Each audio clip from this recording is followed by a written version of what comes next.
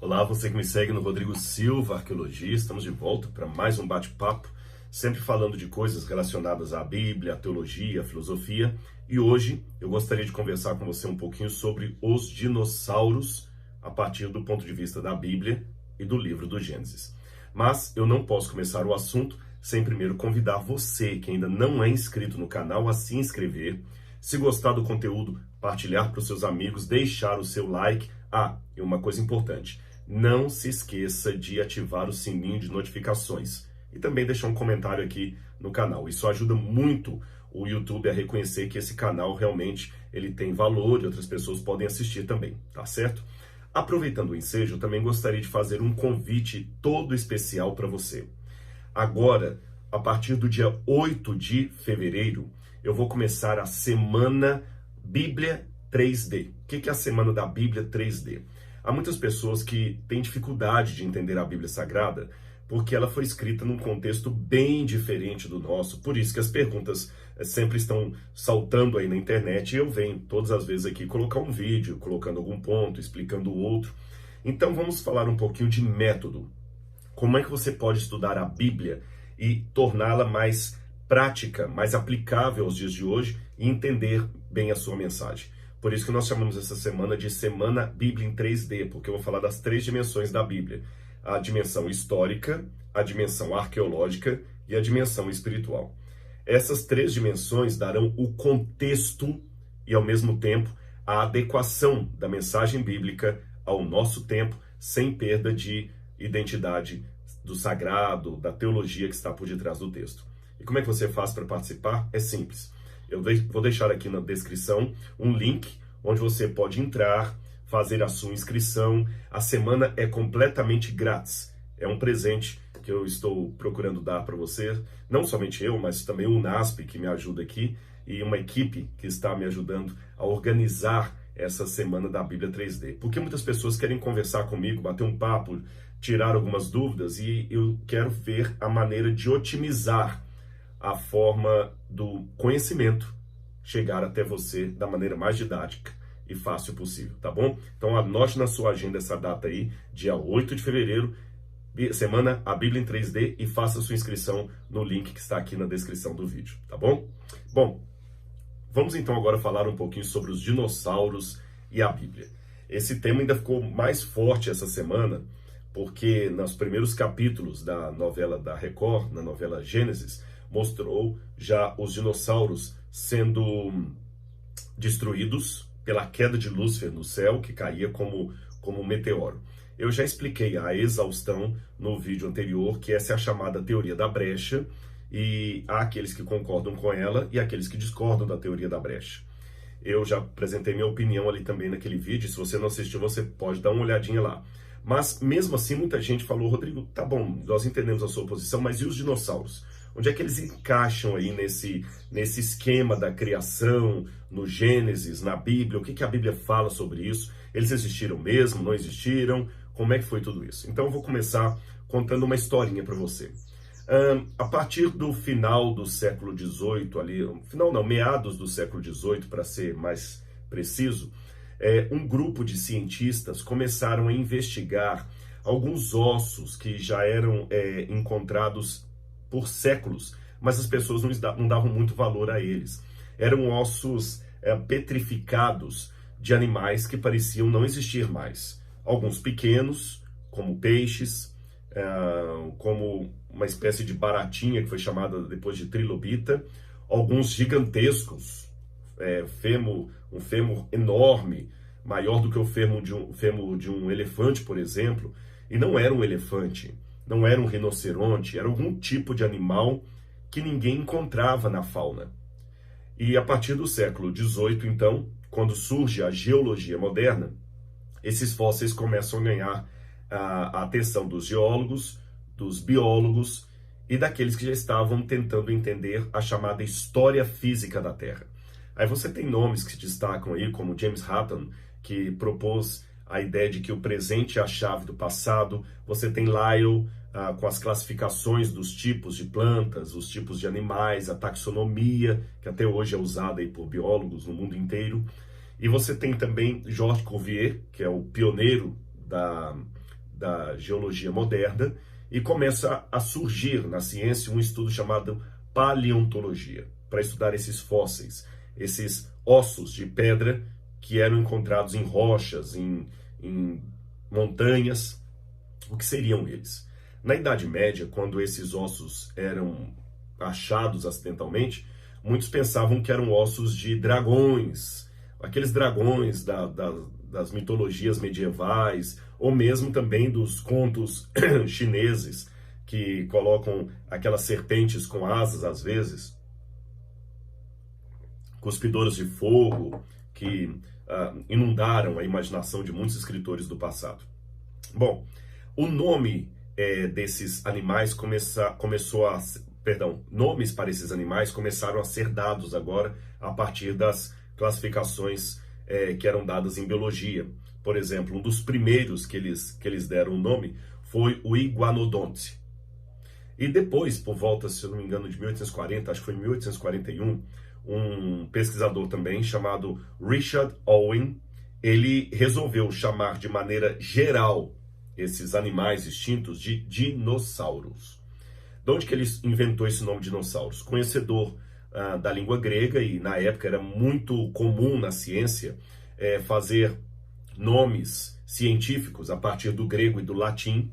Então ele pegou duas palavras gregas, a palavra denios em grego significa algo aterrador, algo monstruoso, algo assustador, e a palavra sauros, que significa lagarto. Então Deniosaurus, que virou dinossauro, seria em grego lagarto aterrorizador, ou lagarto monstruoso, alguma coisa assim. Depois, por uma semântica, alguns acabaram entendendo até o lagarto como sendo réptil, assustador.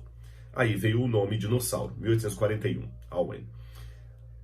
Até aí tudo bem, mas essas ideias começaram a conflitar com as posições teológicas da época. Quando eu digo posições teológicas, não entenda necessariamente posições bíblicas, tá certo? Muito da teologia, principalmente europeia, ela às vezes não era necessariamente bíblica no sentido de procurar embasar doutrinas na Bíblia. Ela era por demais filosófica. Durante toda a teologia medieval, muitos pais da igreja, antes do período medieval, durante a patrística, os pais da igreja, e depois os escolásticos na Idade Média, trabalhavam muito uma teologia baseada no ratio studiorum, que é aquela questão da razão, como você vai encontrar muito isso em Santo Tomás de Aquino, por exemplo, e outros mais, Boaventura, São Boaventura e outros mais que eu poderia mencionar. No lado da Reforma Protestante, você vai ter também um peso muito grande da filosofia sobre a teologia ali nas escolas alemãs, apenas para dar um contexto para você. E nesse aspecto aqui, muitos iam mais na filosofia e na lógica do que na Bíblia. E a Bíblia acabava sendo apenas um apêndice para certas ideias. E foi assim que surgiu de maneira bem forte nas escolas, mesmo aquelas conservadoras, principalmente aquelas conservadoras, a ideia de que Deus, quando criou os seres e os colocou na terra, Deus jamais permitiria que aqueles seres, especialmente os que tinham vida que ele deu, pudessem entrar em extinção.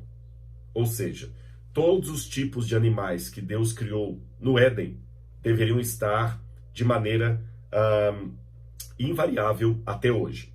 Até hoje. Em outras palavras, se eu entrasse numa máquina do tempo e voltasse no passado, no Jardim do Éden, eu ia ver todos os tipos de cachorro que eu tenho hoje, todos os tipos de pássaros, todos os tipos de cobras, todos os tipos, iria estar tudo ali. Isso foi chamado de fixismo. Fixismo. Aquelas espécies que Deus criou estariam desde o Éden até hoje de maneira fixas, sem variação. E Deus também jamais permitiria que uma classe de animais que ele mesmo criou entrasse em extinção. Porque, pela lógica da teologia da época, seria perder para Satanás. Entenderam o fixismo, o que era? Quando você ia para a Bíblia, eles baseavam esse tipo de declaração em textos como Gênesis. Vou ler para você aqui, esse é a guisa de ilustração. Gênesis capítulo 1, versículo 21, que diz assim: Assim criou Deus as grandes criaturas marinhas e todos os seres vivos que se movem, os que povoam as águas, segundo as suas espécies. Essa é uma expressão que Moisés vai usar muito no Gênesis e também no Levítico. Segundo as suas espécies. Segundo as suas espécies. Essa palavra espécie, em hebraico, é a palavra min. Ela aparece 41 vezes no Antigo Testamento. Das 41 vezes que min aparece no hebraico do Antigo Testamento, 40 vezes são nos escritos de Moisés, no Pentateuco, e uma vez no livro de Ezequiel. Agora a pergunta é o que significa espécie. Você sabe que até dentro da biologia moderna existe um debate sobre as categorias de espécie. De maneira mais ou menos generalizada, eu poderia dizer que do ponto de vista biológico, espécie significa aquelas populações naturais que conseguem cruzar entre si, gerando descendente fértil. Isso seria uma espécie. Se elas são reprodutivamente isoladas e ativas, ou seja, elas conseguem ligar, é porque são da mesma espécie. Agora, é lógico que isso fica bonitinho, dito assim de maneira geral, mas quando você sai do verbete para ir para um mundo prático, aí tem um debate tremendo entre biólogos e especialistas em ciência, porque, que tipo de animal eu posso classificar dessa espécie? Né? Será que o leão e a chitara são da mesma espécie? Não são? Será que a hiena e o coiote e o cachorro são da mesma espécie? Não são? Aí tem um debate tremendo na biologia que eu não vou entrar nele. Primeiro, porque não é o tema do vídeo.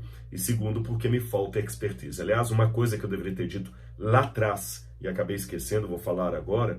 Eu não sou paleontólogo, nem biólogo. Então é bom deixar isso bem claro, que o que eu estou apresentando aqui para vocês, eu estou apresentando mais com dados em pesquisas de especialistas, mas não estou falando como um expert na área, tá bom? Não confunda arqueologia com paleontologia. A arqueologia que eu trabalho, ela trata mais de civilizações, escritas antigas, usos e costumes do passado, e a paleontologia que lida com fósseis, tá certo? Com dinossauros, com a vida antes da chamada pré-história, né, para alguns, ou para outros, a vida na época em que esses seres, os dinossauros, habitavam na Terra, etc. Traduzindo em miúdos, a minha especialidade é Indiana Jones, e a paleontologia lida com Jurassic Park. Então, se você pegar os dois filmes, Jurassic Park e Indiana Jones, você entende a diferença entre o trabalho do Rodrigo e o trabalho dos paleontólogos. Mas como muita gente, por causa da novela, perguntou, Rodrigo, e os dinossauros? O que a gente pode dizer a partir da Bíblia? Então eu vou responder para vocês aqui, tá bom? Bom, já coloquei a ideia de espécies na biologia, que não é uma ideia de aplicação uniforme, em conteste. E na Bíblia eu falei que essa palavra espécie, ela é usada na maioria absoluta das vezes por Moisés. A palavra hebraica, que é traduzida por espécie, é a palavra min, significa, tem também um debate teológico, ou melhor, um debate etimológico sobre qual o sentido da palavra, de onde ela deriva em hebraico. Mas de maneira geral, eu poderia dizer para vocês, pelo menos a ideia que eu adoto, que espécie aqui usada na Bíblia é mais ou menos semelhante ao que está aqui na biologia. Seria um grupo de animais que são reproduzíveis entre si, gerando descendente fértil. Esse seria espécie. Tá certo? Aquele grupo, aquele tipo de animal ali, ponto. É esse que é a questão. Mas, voltando à história teológica, eles entendiam, no final do século XVIII e século XIX, o fixismo, que essas espécies que Deus criou aqui, segundo as suas espécies, significa que esses animais jamais mudariam ou poderiam ser extintos. Mas os ossos que apareciam indicavam o contrário, que houve grupos de animais que Deus criou e que desapareceram. Houve até alguns teólogos que acreditaram que esses animais que desapareceram não foram criados por Deus, mas por Satanás. Por isso que Deus os destruiu, porque não foi Deus que criou, foi Satanás. Então os ossos que nós vemos são criação de Satanás para acabar com a natureza. Houve quem pensasse isso aí no passado. Bom, o que eu posso dizer hoje com base no que a ciência afirma e a partir de uma leitura da Bíblia, especialmente do livro do Gênesis? A ideia do fixismo, ela demonstrou-se posteriormente uma ideia tola. sem base bíblica, tá certo? Não há nada na Bíblia que consubstancie essa ideia de fixismo. Nada, absolutamente nada, tá bom? E nós podemos trabalhar com a ideia de que houve grupos de animais que Deus criou e que foram extintos. Nada na Bíblia vai contra essa ideia. Em segundo lugar, nós podemos sim trabalhar com base na Bíblia de que algumas espécies que Deus criou se modificaram ao longo do tempo. O próprio livro do Gênesis mostra isso. A serpente, por exemplo, como resultado do pecado, passou a rastejar no pó da terra e comer o pó.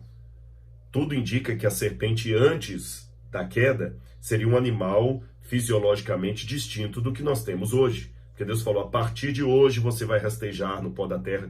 Por isso que muitos teólogos acreditam que a serpente do Éden deveria ser um animal lindo, talvez até com asas, com patas. E na novela também você viu que a serpente foi demonstrada como sendo quase um réptil, assim, né? Gracioso, alguma coisa dessa natureza. É lógico que é licença poética, porque ninguém estava lá para saber como ela era exatamente. Mas a própria Bíblia fala que a natureza mudou depois do pecado. Deus diz assim, a terra passou a produzir cardos e abrolhos por causa do pecado de Adão. A terra passou a produzir cardos e abrolhos, não produzia antes. A própria fisiologia humana vai mudar quando Deus ordena que Adão e Eva agora saiam do jardim, eles podem morrer agora, eles podem ter o suor do rosto, Eva passa a ter dores na hora do parto. Depois do dilúvio, Noé começa a comer animais. Então nós vemos aí que tem muita coisa que realmente a própria Bíblia acena que houve modificação. O que nós não acreditamos do ponto de vista bíblico do criacionismo é na ideia de que um animal de uma espécie se transformou num animal de outra espécie. Ou seja, nós não conseguimos aceitar que um réptil virou um mamífero e depois uma galinha, que um dinossauro é o ancestral de uma galinha. Isso é que nós não aceitamos do ponto de vista da criação. Que um réptil acabou mudando e virou galinha. Não. Mas nós acreditamos sim que um tipo de galináceos originais deram origem a diferentes tipos dentro da mesma espécie. Eu não acredito então que se eu voltasse numa máquina do tempo do Jardim do Éden, eu iria encontrar ali, falando de cachorro, que é o que eu mais gosto, eu ia encontrar um Golden Retriever, um Cocker Spaniel, eu ia encontrar um Pitbull. Não, eu ia encontrar algum tipo de animal que seria a matriz que por modificações ao longo dos séculos, das eras, deu origem às variações. E você sabe que os que são especialistas em estudar o código genético, o DNA, já afirmam que dentro do DNA existe ali a possibilidade das diferenças, das cores diferentes. Eu até vou colocar de uma maneira bem leiga, porque eu também sou leigo em área de biologia. O DNA na natureza, especialmente o DNA humano, é como se fosse uma caixa de lápis de cor fechada. Aí você pega aquela caixa de lápis de cor fechada, ou caixas no plural de lápis de cor fechada, e dá para crianças em ambientes diferentes. Aquelas crianças vão abrir a caixa de lápis de cor e vão pegar cores diferentes e fazer desenhos diferentes. Uma criança vai desenhar num pedaço de papel uma casa com uma árvore, ela vai colocar muito verde na casa, na árvore, muito azul no céu. Uma outra criança não vai desenhar nada com a cor azul, vai colocar coisas vermelhas. Outra vai desenhar apenas um sol e colocar de amarelo. A outra vai colocar um arco-íris com várias cores. Veja bem, todos esses desenhos de cores e formas diferentes são oriundos de caixas muito semelhantes. Ou seja, com aquela caixa de lápis de cor, dá para eu fazer desenhos multicoloridos e diferenciados de uma mesma caixa de lápis de cor. Então, Deus já colocou no DNA a mesma potência que eu coloquei aqui na minha parábola na caixa de lápis de cor. E as variações que foram surgindo, trazendo no futuro um ser humano caucasiano, outro ser humano negro, outro ser humano de tom mais amarelo, que são os indígenas, outro de tom mais avermelhado, como são os índios, um ser humano mais alto, outro ser humano mais baixo, um com o cabelo encaracolado, outro com o cabelo liso.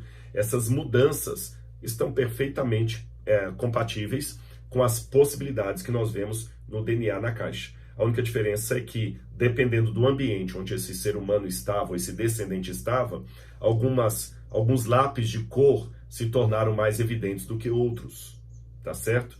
Então, por isso que o urso polar é todo branquinho, mas aquele outro urso cinza já tem uma outra cor. O polar, certamente, para se adaptar à neve e assim conseguir camuflar do predador. Percebeu como é que Deus é sábio e colocou essa informação genética no DNA? É por isso que, mesmo saindo de Adão e Eva, nós temos hoje seres humanos de cores, tipos e tamanhos tão diferentes, mas ainda assim é uma raça humana, não são raças humanas. E também na natureza. Você tem manga-espada, manga coração de boi, você tem manga-sapatinho, tem um monte de manga que você pode comer aí diferente, manga rosa, tem um monte de manga que você pode comer, tem um monte de banana, todas vindas de uma mesma forma, de uma mesma matriz biológica. Bom, e os dinossauros? Como é que eles aparecem nesse meio tempo aí? Bom, há 3 explicações.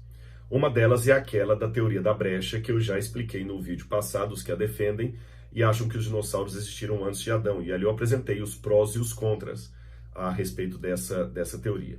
A segunda hipótese seria a de que os dinossauros foram criados por Deus e foram preservados na arca e sobreviveram depois do dilúvio, alguns deles. Os que acreditam nessa segunda hipótese apresentam como argumentos os seguintes elementos. Vou simplificá-los aqui para vocês. Que os dinossauros poderiam muito bem caber na arca de Noé, porque eles foram para ali em forma de ovo. Alguns foram na forma de ovo, outros foram na forma de filhotes. Alguns acreditam até que bastaria Noé levar ali uns 50 tipos diferentes de dinossauro para ter todos os tipos que temos hoje. E o testemunho de que esses dinossauros sobreviveram aos dilúvios seriam os relatos que nós temos posteriores acerca de dragões na China, na Europa, até um livro na Inglaterra só sobre as visões de dragão. Alguns pensam até que o monstro do lago Ness seria um tipo desses monstros pré-diluvianos e que eles seriam os dinossauros. Só que esse nome dinossauro, como eu falei, foi dado por Owen a partir de 1841, mas os antigos chamavam de dragão. Eles até pensam que quando o livro de Jó fala do Leviatã, a serpente do mar, e o Behemoth, aquele animal da terra lá, que o Behemoth e o Leviatã seriam tipos de dinossauros registrados ali no livro de Jó, que Jó e o autor do livro de Jó conheceriam muito bem. Eu, particularmente, tenho dificuldade em acreditar nisso, porque os relatos desses supostos encontros de seres humanos com dragões ou dinossauros parecem fantásticos demais. Não sei, falta um mínimo de evidência. Eu ainda não estou convencido deles, não. Analisando literariamente o livro de Jó, também me parece muito difícil acreditar que o Behemoth e o Leviatã, aqueles 2 animais, símbolo máximo do mal, seriam animais autênticos e incontradiços na fauna dos tempos bíblicos. Eu acredito mais que seriam animais simbólicos ou mitológicos para representar as forças do mal. Assim como aqueles animais que aparecem em Daniel capítulo 7, que ele descreve um leopardo com 4 cabeças e 4 asas, um leão com asas, ou a besta do Apocalipse, que aparece ali no último livro da Bíblia Sagrada que nós temos ali. Então eu tenho cá minhas desconfianças. Eu acredito que os dinossauros existiram, mas eles de alguma maneira não foram preservados na arca. Tudo leva a crer que esses dinossauros foram destruídos em massa e realmente extintos, tanto do ponto de vista evolucionista quanto do ponto de vista bíblico. Você sabe que do ponto de vista evolucionista, acredita-se que os dinossauros foram destruídos por um meteoro que bateu na Terra. Há um estudo muito grande sobre os astroblemas. O que são astroblemas? São meteoros que bateram na Terra. E, por exemplo, quando você olha a Lua, você já notou que a Lua tem um monte de crateras? O que são aquelas crateras? São impactos de meteoros, de pedras que bateram na Lua. Só que como a Lua não tem uma atmosfera como a da Terra, aqueles impactos batem ali, mas como não tem vento, a cratera fica. No caso da Terra, nós tivemos os mesmos impactos, só que muitas dessas crateras estão debaixo d'água, porque os oceanos cobrem a maior parte da Terra, muitas delas estão debaixo d'água, outras a erosão e a ação do vento acabaram cobrindo, mas é possível identificar várias crateras. Tem uma cidade inteira na Alemanha que ela está construída dentro de uma cratera de um asteroide que bateu na Terra. Então acreditam que, em algum tempo no passado, um asteroide bateu na Terra e destruiu os dinossauros. Essa ideia ganhou muita força na década de 1980, 1990, quando estudaram ali no México uma área que foi quebrada, literalmente quebrada, por um impacto de um asteroide que teria provavelmente uns 10 quilômetros de diâmetro, e ao bater na Terra provocou um impacto equivalente a várias toneladas de megatons, como se fossem várias bombas nucleares. Esse impacto provocou tsunamis enormes, gigantescos, com quilômetros de altura, e esses tsunamis varreram a Terra, bem como até uma certa atividade cataclísmica que provocou o surgimento de vulcões, de montanhas, de canyons, tudo de uma vez, nesse astroblema, nessa catástrofe, e foi ela que destruiu os dinossauros. Uma variação dessa teoria acredita que muitos dinossauros não morreram pelo impacto desse meteoro, mas sim pelas consequências posteriores, como os próprios tsunamis que eu falei com vocês, a mudança climática da Terra, a falta de alguns alimentos, a não adaptação desses animais ao novo período que se surgiu, especialmente a era glacial. Eu acho que essa ideia é interessante. A única questão que ela bateria contra o relato bíblico é que a teoria evolucionista acredita que esse impacto que destruiu os dinossauros aconteceu há mais ou menos 65 milhões de anos. E que os dinossauros teriam existido há 230 milhões de anos, e 65 milhões de anos eles foram extintos. A teoria bíblica, a hipótese bíblica, a doutrina bíblica já trabalha com outra descrição, que os dinossauros teriam sido extintos, se foram extintos, há milhares de anos.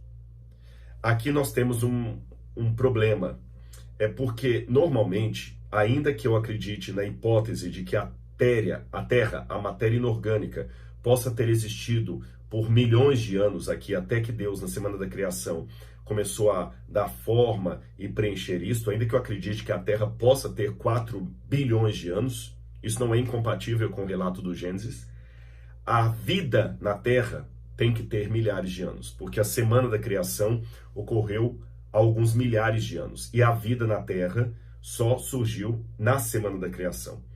Então, é difícil colocar os dinossauros há milhões de anos. Uma maneira simples de tentar responder isso, ainda que hipotética, é trabalhar com as diferenças entre um evento ordinário e extraordinário. O que é um evento ordinário? Evento ordinário é um evento geológico que acontece muito devagar e imperceptível ao testemunho humano. Por exemplo, a minha casa aqui, ela está deteriorando, como qualquer construção, qualquer edificação. Ela está depreciando-se. E às vezes uma fissura na parede vai aumentando, uma infiltração. Se essa casa não receber nenhum tipo de restauro ou cuidado arquitetônico ou de engenharia, talvez daqui a uns 400 anos essa casa vai cair sozinha. Sozinha ela cai, colapsa, daqui a 400 anos. E quando ela cair, pela deteriorização dela periódica e lenta, alguns podem falar, essa casa aqui caiu de velha, ela deve ter uns 400 anos, por isso que ela caiu. Agora, esse é um evento ordinário. Mas um evento extraordinário seria um terremoto. Se ocorresse um terremoto no Brasil, um impacto grande aqui na escala Richter, essa casa, mesmo sendo novinha, ia cair em 3 segundos. Ou seja, o que um evento extraordinário demoraria 400 anos para fazer nessa casa, o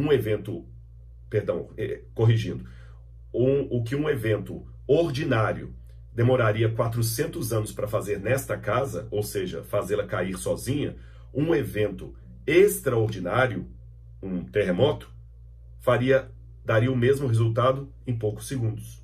Então, considerando que o dilúvio foi um evento extraordinário, ele pode ter causado geologicamente na Terra uma situação que num evento ordinário demoraria milhões de anos. Só isso. Então, um cânion, que num evento ordinário de erosão demoraria milhões de anos para se formar, com o dilúvio, ele pode ter se formado em dias, especialmente se eu fizer uma junção dos astroblemas, da queda de meteoros, com o dilúvio, entendendo que o dilúvio não foi apenas uma inundação sobre a Terra, foi a ira de Deus caindo na Terra.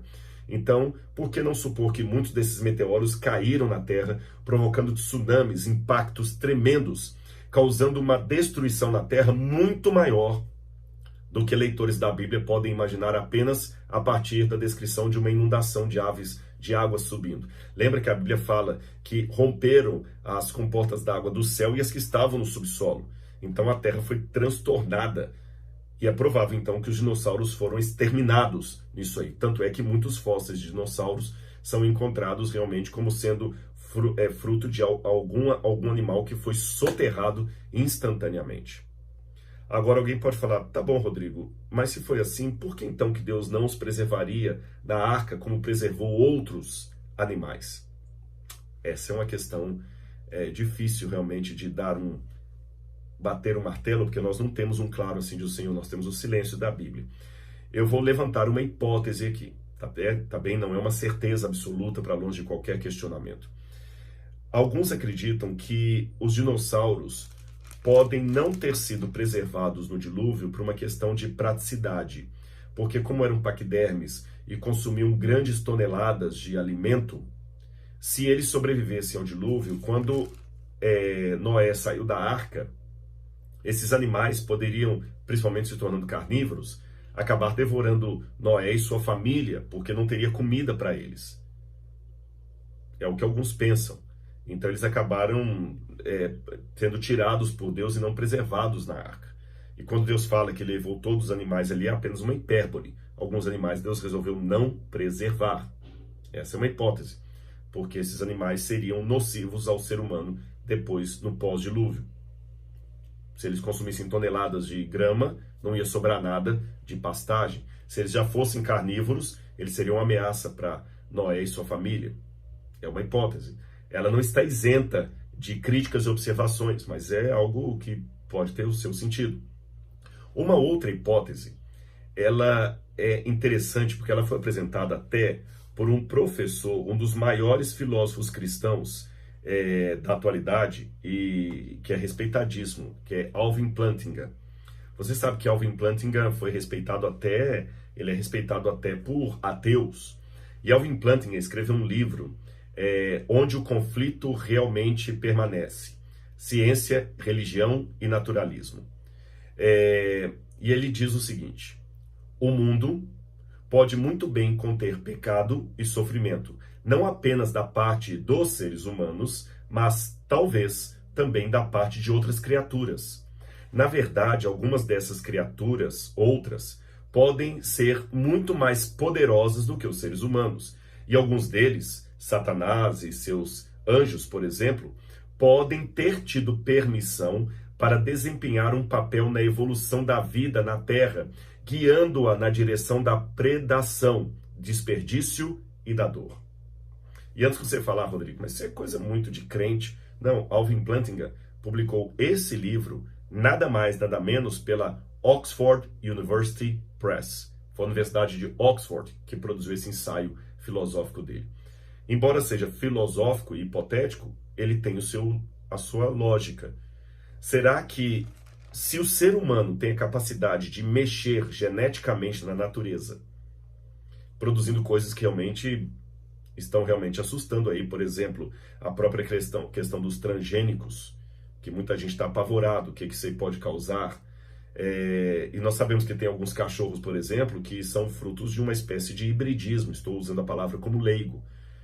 Misturas de raças de cachorros aí, provocando Doberman, um cachorro às vezes talvez tem muito ódio, muita raiva e perigoso até. Se o ser humano tem essa capacidade, supondo a existência de forças do mal, por que o diabo também não poderia direcionar alguns animais ou alguns elementos da natureza produzindo coisas que seriam caóticas e que atrapalhariam a vida do ser humano aqui na Terra, que é o que ele mais quer? Será que ele também não poderia produzir algumas catástrofes? E é interessante que até entre os paleontólogos existe um debate tremendo sobre a simetria dos dinossauros. Eu vou dar um exemplo para você. O Tiranossauro Rex, que por muito tempo foi considerado o rei dos dinossauros, por isso que ele é chamado de T-Rex, o Tiranossauro rei, o T-Rex, ele por muito tempo era considerado o maior predador dos dinossauros. Depois, alguns paleontólogos investigando melhor falaram, não. Diferente do que o filme Jurassic Park mostrou, o T-Rex era, na verdade, um carniceiro. Ele não era um predador. Porque ele tem as mãozinhas muito atrofiadas por uma cauda muito grande. Ele era desproporcional, ele não conseguiria andar correndo como no filme, ele iria rastejando aquela cauda ali, ele teria dificuldade para se virar. Ele parece até, colocaram alguns, um animal fruto de um hibridismo que não deu certo. Bom, depois isso até ganhou um cunho científico durante um tempo. Agora, mais recentemente, alguns paleontólogos e biólogos estão tentando restaurar o poder, a braveza do T-Rex, colocando-o de novo como um predador e não mais um carniceiro. Eu, como não sou da área, não posso emitir opinião, mas eu estou colocando isso aqui apenas para você ver que os próprios biólogos, às vezes eles olham para alguns fósseis assim e aquele bicho parece muito esquisito. Então, será que o diabo, antes do dilúvio, não teria até colocado algumas questões ali de misturas na natureza, provocando algumas espécies que não seriam parte da criação de Deus ou do desejo natural de Deus, e Deus, portanto, não preservaria essas espécies na arca? Nada do que eu falei aqui pode ser provado com um assim diz o Senhor. São hipóteses que nós estamos construindo. Se eu for literalmente no texto bíblico, o que eu posso dizer para você é o seguinte: a Bíblia não fala nada de dinossauro. A questão da serpente do mar, do Leviatã, é interpretação. A Bíblia também não fala nada que eles não foram preservados na arca, nem que foram preservados na arca. A Bíblia trabalha com um silêncio. Então, trabalhando com o silêncio bíblico, eu olho para a natureza e o que eu percebo? Que houve uma extinção em massa, que os paleontólogos evolucionistas falam que foi há 65 milhões de anos, e eu posso trabalhar com a hipótese que essa extinção em massa foi o próprio dilúvio descrito na Bíblia. A partir disso, então, esses dinossauros provavelmente foram mortos, extintos no dilúvio. Uma certeza absoluta só no céu. Mas essas hipóteses aqui, pelo menos, deixam você pensando em algumas possibilidades do que pode ter acontecido a esses paquidermes do passado. Tá certo? Espero ter ajudado você na compreensão desse assunto e nós voltaremos depois com outro vídeo. E não esqueça do que eu falei no início. Dia 8 de fevereiro, anote aí na sua agenda, uma data especial, a Semana Bíblia em 3D. Eu espero você. Um abraço e até lá!